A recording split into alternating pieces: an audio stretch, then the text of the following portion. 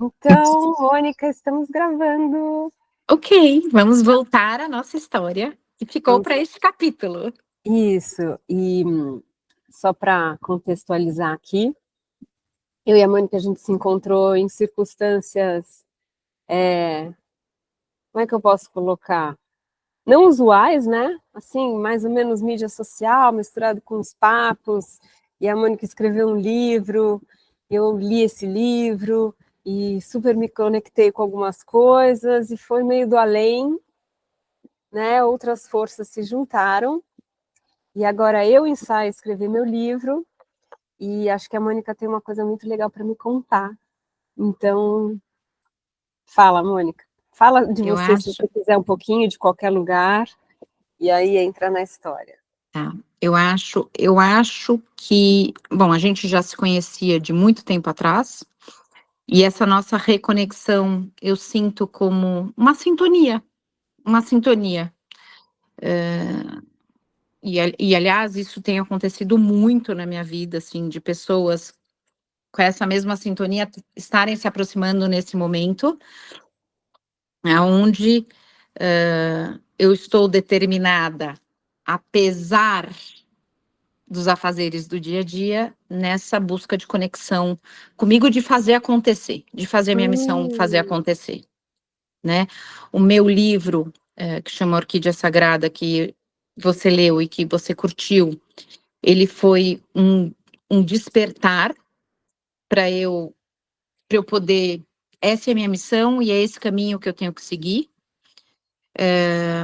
baseado no aprendizado que eu tenho da Cabala, que é uma sabedoria milenar.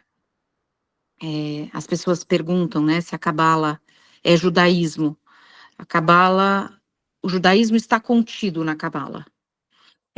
A Cabala é uma sabedoria milenar, assim como o budismo, assim como o yoga, ela está além da religião, mas ela explica muitas coisas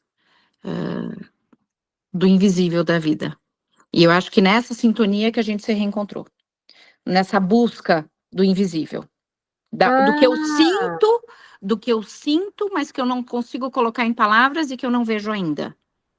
certo, certo. Agora entendi. Então foi tal a sua sintonia mais sintonizada nisso que me atraiu, porque eu estava ali naquela naquela mesma vibe, né?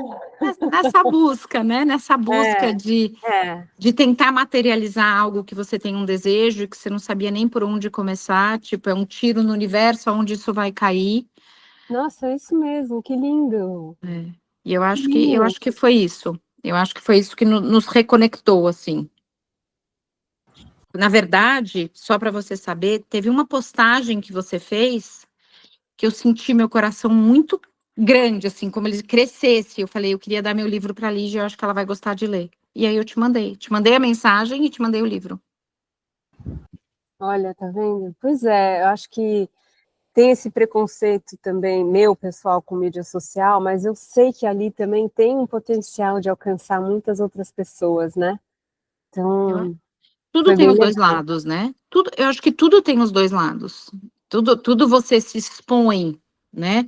E você perde a sua privacidade e você atrai coisas que você não quer, mas você também chega em lugares que você achou que você jamais chegaria. Então, eu acho que tem os dois lados sempre, né?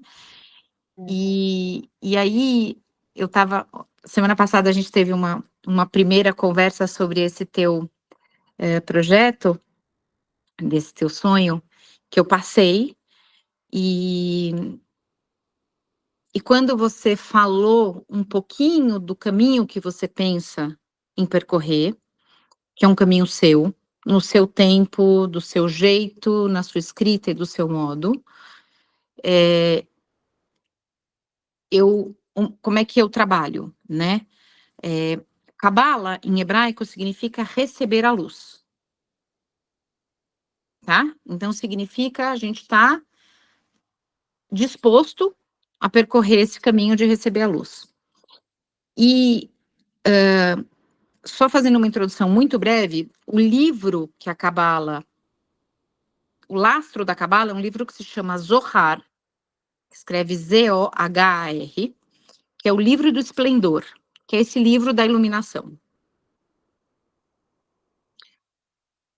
Ele não é um livro simples da gente ler, ele é um livro que ele tem muito misticismo contido nele, muitas coisas muito profundas. Então, quando você fala, às vezes eu estou falando com você, eu quero me aprofundar, porque ele entra numa linha muito profunda, da nossa alma mais pura. Então, você não é a única a dizer isso, né? O Jorge, meu marido, fazendo um parênteses, ele diz assim, eu não aguento quando você começa a falar com um desconhecido, eu olho para o lado, a pessoa está chorando. Eu não sei que capacidade é essa que você tem de fazer todo mundo chorar. Então, eu meio que atraio isso, entendeu? Ele fala, eu sempre acho que morreu alguém, e você conhece a pessoa 1 minuto, a pessoa está se abrindo com você. Eu não sei o que é isso. É uma escuta profunda, né? Uma sinceridade, uma presença, né? E só para complementar, assim, do meu lado aqui, às vezes eu estou conversando com meu filho e aí eu vou longe e tal, dele, mãe, se tudo que você pensar vira uma filosofia, como é que você faz para resolver as coisas praticamente? Ele, não sei, mas eu vou lá longe, depois eu volto. É isso. A gente tem que tentar se conectar, né? Na verdade, eu acho que é esse o processo. Então, o Zohar, ele é um livro mais profundo, que busca o sentido mais profundo das coisas, e um sentido, e na verdade, o código que toda a humanidade mais conhece, o livro mais lido do mundo, é a Bíblia. A Bíblia não é a historinha de que é um pouquinho do que a gente vai falar hoje, de que Moisés libertou o povo judeu, atravessou o mar e foi para o deserto, né? Tipo, não é o pé da letra, é um código de uma frequência, é um código de uma energia. E o meu trabalho específico tem milhares de professores de Cabala, milhares de pessoas que falam da Cabala, mas o meu trabalho específico é para ficar uma coisa mais fácil de digerir. Eu pego a história bíblica, esse código, e eu trago para o dia de hoje. Em vez da gente visitar 3.000 anos atrás, eu pego a história de 3.000 anos atrás, vou lá naquele canto, conto a história e falo, bom, vamos trazer isso para cá. O que isso significa hoje? Qual é o arquétipo que a gente tem aqui? Qual é a mensagem que a gente tem aqui dentro da filosofia da Cabala? Porque eu estudo Cabala desde 1997 e eu comecei a praticar Cabala dentro de casa. Então, na minha filosofia, e isso começou assim a minha história com a Cabala. Então, se funciona com os meus filhos, e se meus filhos são pequenos e têm condição de entender, isso é o correto. Se eu consigo colocar os meus filhos em contato com a alma deles desde pequeno, e com ônus e bônus, com deveres e consequências positivas e negativas, então aí eu consigo trazer isso para a minha vida prática. Você começou logo com o Joshua, com o primogênito? Eu comecei com meu marido. Eu comecei logo no começo, mas sempre. Assim, o meu mais novinho, o Benjamin, tem 8 anos, né, hoje. E eu falo para ele, meu filho, é isso que você quer? Ok. O que melhor pode acontecer isso? O que pior pode acontecer isso? Você consegue lidar com o pior? Se você não consegue lidar com o pior, você não pode tomar essa atitude. Eu dou a responsabilidade de qualquer atitude para eles. Lógico que tem coisas que eu tenho que filtrar e dizer sim ou não, mas entender um pouquinho que a gente é completamente responsável pelo nosso destino. E aí entra a história que você me pediu para te contar de Moisés, que tem muito a ver com a busca da nossa alma, que tem muito a ver com isso que você está buscando. Então, na verdade, quando Moisés nasceu, tinha um decreto do faraó do Egito que ele sabia, os hebreus eram escravos do Egito nessa época, e os bruxos do faraó, os feiticeiros do faraó, falaram que ia nascer um hebreu que libertaria o povo da escravidão. Então, o faraó deu um decreto que mandou matar todo menino varão que nascesse. E aí o exército egípcio começou a invadir as casas dos escravos e buscar todos os nenéns homens, varãos, e matavam. Quando a mãe de Moisés escutou isso, ficou desesperada. Miriam, que é a irmã de Moisés, fez o que a gente chama de Moisés, que é a cestinha para colocar o bebê. Quando Moisés nasceu, ela escondeu o bebê, tirou ele por trás da casa, quando o exército vinha vindo para matá-lo, colocou ele nessa cestinha e colocou ele no rio Nilo. E essa cestinha foi indo, e Miriam foi acompanhando essa cestinha pelo rio Nilo para ver onde ela parava, e a cestinha parou dentro do palácio do faraó, que deu o mandato de matar todos os meninos. Quem pega esse bebê no colo é a irmã do faraó, que está desesperada, querendo acabar com a própria vida, porque acabou de perder um filho. O filho nasceu e morreu. Então Moisés chega para essa mãe enlutada, como um presente de Deus. E ela estava com as duas amas dela, e ela falou: eu não vou dizer para ninguém que meu filho morreu, e esse vai ser o meu filho. Com isso, Moisés escapa da morte, e ela ganha um filho. E aí Miriam dá um jeito ali e faz com que a própria mãe de Moisés seja a ama de leite de Moisés. Então a mãe de Moisés vai todo dia para o palácio dar de mamar para o próprio filho. Ele é criado como sobrinho do faraó, como irmão do filho primogênito do faraó, que lá na frente vai morrer na 10ª praga, com a morte dos primogênitos. E tem um outro irmão menor que eles ficam juntos. Moisés cresce e não sabe da história verdadeira dele. Não sabe que Miriam é a irmã dele, não sabe que a ama de leite é a mãe dele, para não pôr em risco todo o plano. Ele é criado como egípcio, e quando ele já é mais velho, que ele vai para o exército, junto com esse irmão, meio-irmão, que é o primo, na verdade, foram criados como irmãos, ele já tem 40 anos, vamos pular um pouquinho a história, ele já tem 40 anos, ele vai para o exército, ele faz o treinamento do exército, ele é muito bom, e quando ele tem 40 anos, ele visitando as construções do palácio, enfim, as construções de toda a parte ali, um novo palácio que está sendo construído, ele vê um dos soldados egípcios chicoteando um hebreu, na verdade, 2 soldados chicoteando um hebreu, e ele não aguenta aquela situação, ele levanta, pega a espada e mata, sem saber o porquê, mata o soldado egípcio. Quando ele mata esse soldado egípcio, ele olha para todo mundo e todo mundo olha para ele e fala: como assim, você é egípcio? Porque nem os hebreus entenderam, nem os egípcios entenderam. E ele foge para o deserto. Ele foge para o deserto, ele vai para a tribo de Midian, que é uma tribo ali no deserto, onde ele conhece a esposa dele, que é Tsipora, Jetro, que é o sogro dele, e ele começa a trabalhar para Jetro, para cuidar do pasto dele, para cuidar da agricultura dele, para ser um pastor ali. Esses eram hebreus?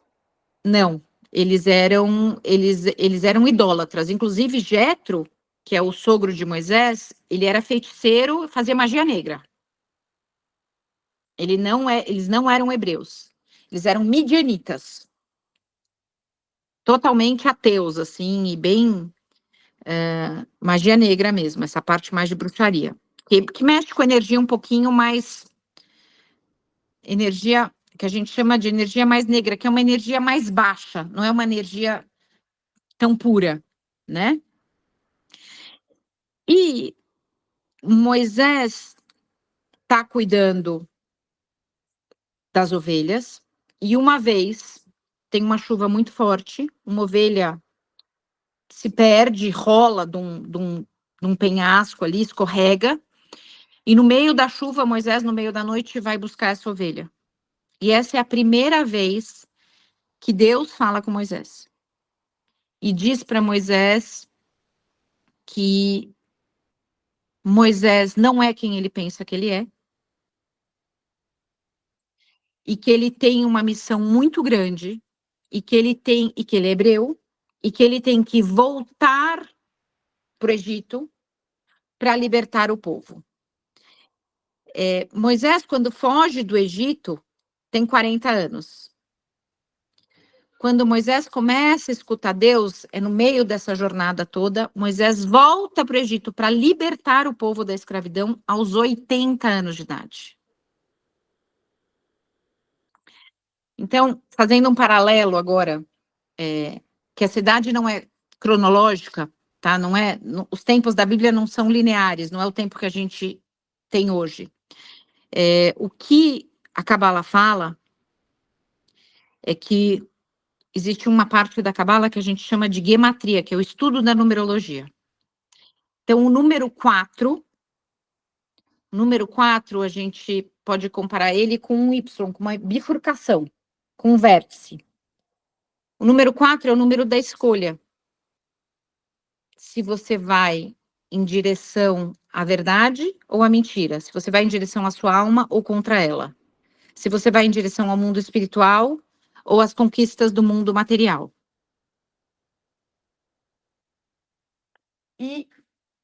Obrigada, filha. E aí,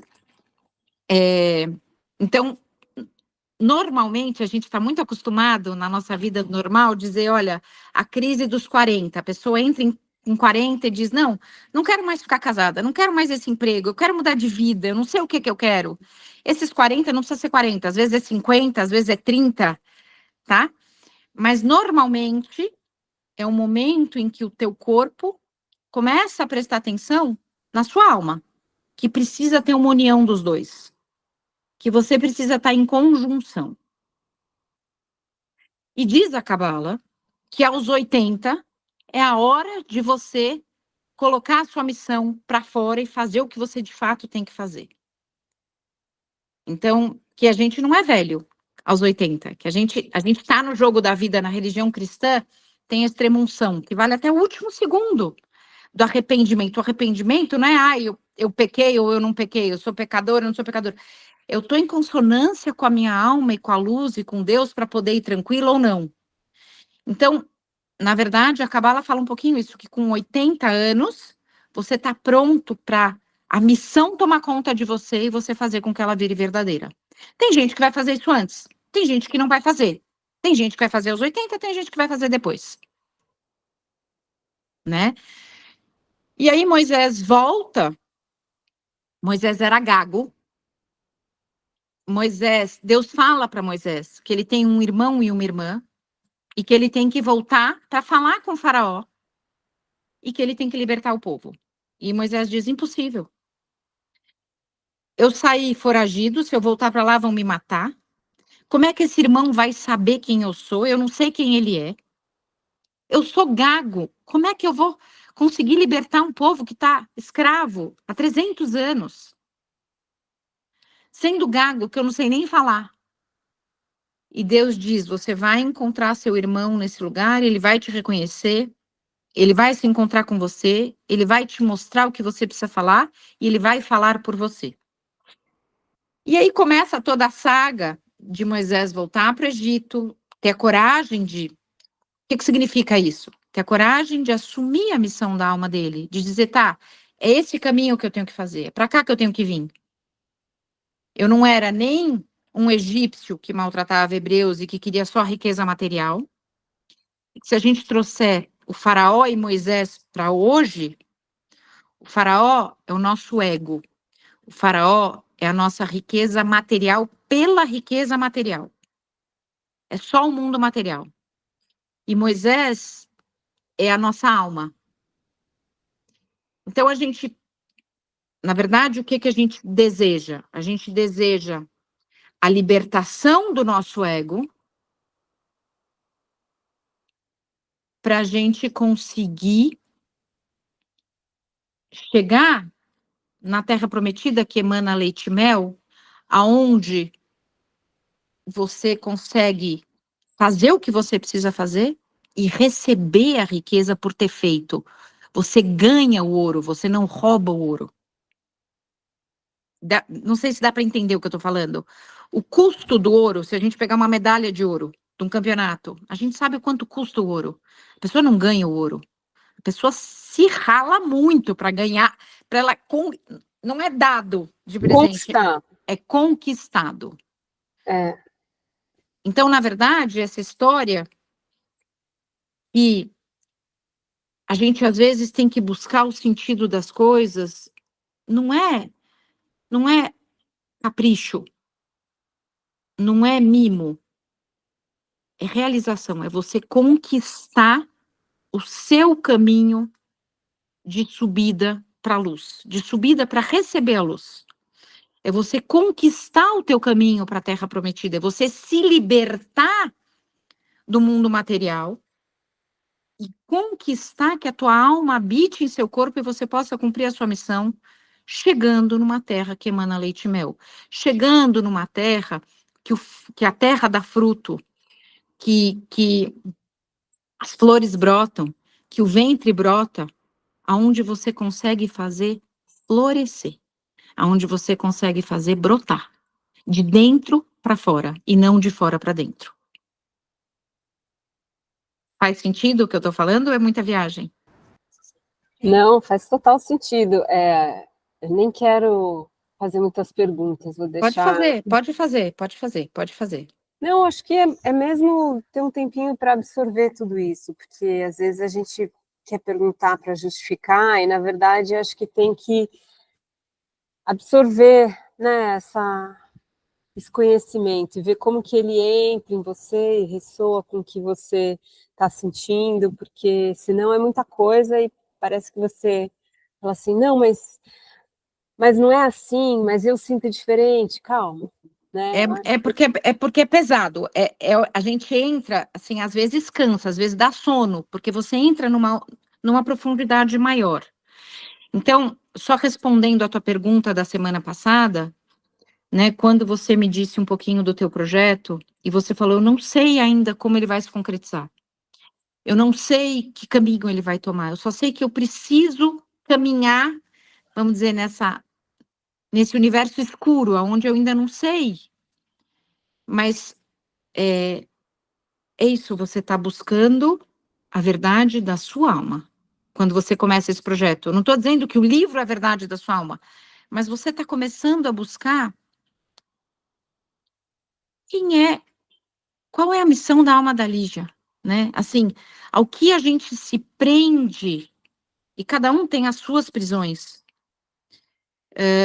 que a gente não consegue se libertar para fluir,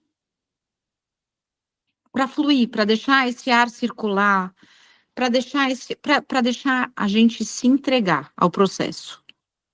Então eu acho, quando eu disse, né, que é a história de Moisés, e talvez tenha ficado um pouco pesado, mas é você se entregar ao processo de descobrir, sem verdade absoluta, sem estar presa a nada que você acredita ou que você ainda não tem nome nem forma. Na hora em que você não sabe para onde você vai, na hora em que você não sabe o que você vai encontrar, você está indo em direção a você. Você está se permitindo olhar para você. Não com o olhar do outro, mas com o teu olhar mais profundo. Isso tem tudo a ver com o começo da nossa conversa, quando a gente entrou aqui, que a gente falou dos nossos elementos, né? Antes de eu começar a gravar. E eu falei, poxa, apesar de eu estar aqui no Havaí, apesar de eu surfar, de eu estar sempre na água, o deixar fluir não é uma coisa natural para mim, né? Para ninguém. Cada um do seu jeito. Você com a água, cada um. O você soltar e se entregar. Quando você falou isso, eu ia dizer, né? Eu falei, é isso, o processo é isso. É você se entregar ao desconforto, é você sair da tua zona de conforto, para você entender o que é que você, o que é que vem, aonde te leva, aonde o teu caminho te leva. É muito, muito. Não vou dizer que eu tenho medo, porque eu tenho bastante coragem de ir nesse lugar, mas é o desconhecido mesmo, né? E talvez como professora de yoga, estudiosa também de todas essas filosofias orientais que falam da mesma coisa, eu acho que eu já consegui entender a diferença de você estar sempre no controle e se deixar relaxar. Acho que eu já consigo entender que o relaxar é aquele lugar que é totalmente diferente do estar consciente, no controle, mas o deixar fluir. Talvez essa história do projeto que a gente estava falando aqui, que é o escrever o livro, é uma necessidade mesmo interna de algum lugar romper as barragens, né? E dá um medinho, mas, assim, eu agradeço muito a sua história e a sua participação nesse momento da minha vida, porque trouxe um ensinamento que eu já conhecia superficialmente, mas é muito bom ver ele repetido, assim, numa sabedoria ancestral tão importante, né, como a Cabala. E uma, Assim, só falando, tipo, eu acho lindo, porque eu sou o oposto de você, né? Tipo, por exemplo, uma pessoa que consegue, que é bailarina, que é instrutora de yoga, que surfa, vai com o corpo sente e vem.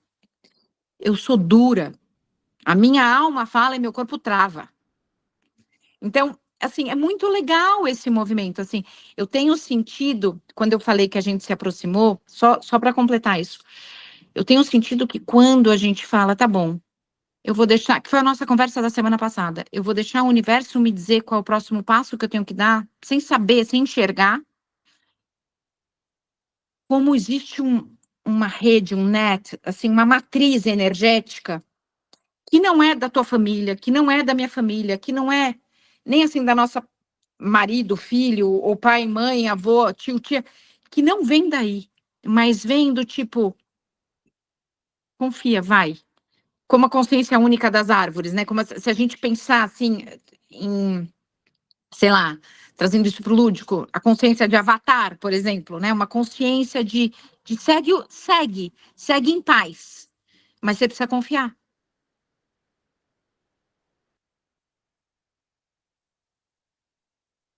é o último passo dos Yoga Sutras, dos 8 passos do Yoga de Patanjali, que é a entrega.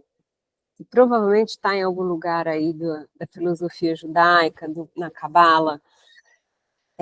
Catolicismo, eu não sei muito bem, mas deve ter em algum momento. Claro que tem, né? Algumas passagens que falam com, né, assim, entrega para Deus.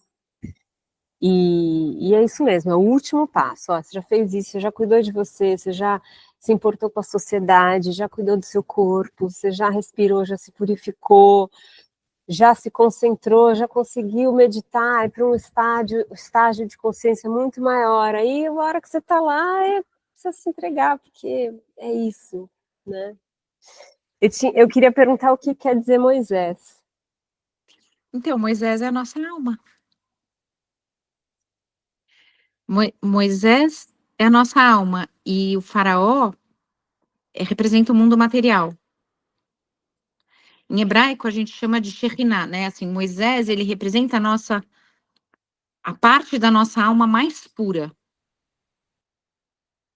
Porque quando a gente está em consonância, essa Shekhinah, essa alma, habita mais no nosso corpo. Quando a gente se afasta da nossa missão, ela se afasta do nosso corpo. A gente fica com uma parte menor dela no corpo.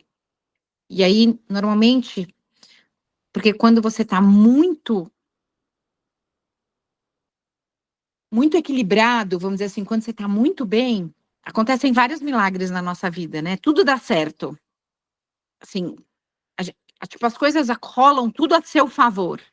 E quando você está muito distante de si, quando você está brigando muito consigo mesmo, começa a dar tudo errado, né? o carro quebra, o sinal fecha, assim, começa a dar tudo errado. Então, a nossa Shekhinah, que é a nossa alma, que isso é uma outra história para a gente conversar outro dia, mas que ela, para habitar o nosso corpo, ela tem uma parte que ela habita o nosso corpo, mas depende da gente, o quanto de Moisés está dentro da gente, o quanto a gente está preso no faraó.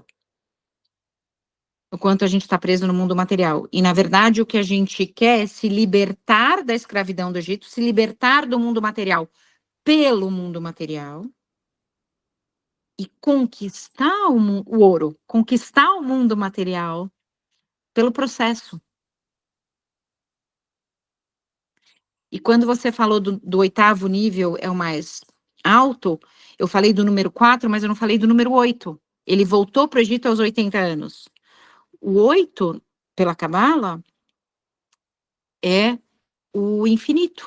É o número de infinitas possibilidades. Você em consonância com a sua alma, aonde você enxerga 360 graus, onde não tem tempo e não tem espaço. Infinitas possibilidades. E você realiza a missão da sua alma. Vamos chegar lá, né? Você me ajuda, eu te ajudo, a gente vai junto. Vamos nesse processo. A gente tem mais ou menos a mesma idade, ainda temos tempo, segundo a Cabala. Total. Porque é uau, é muito uau.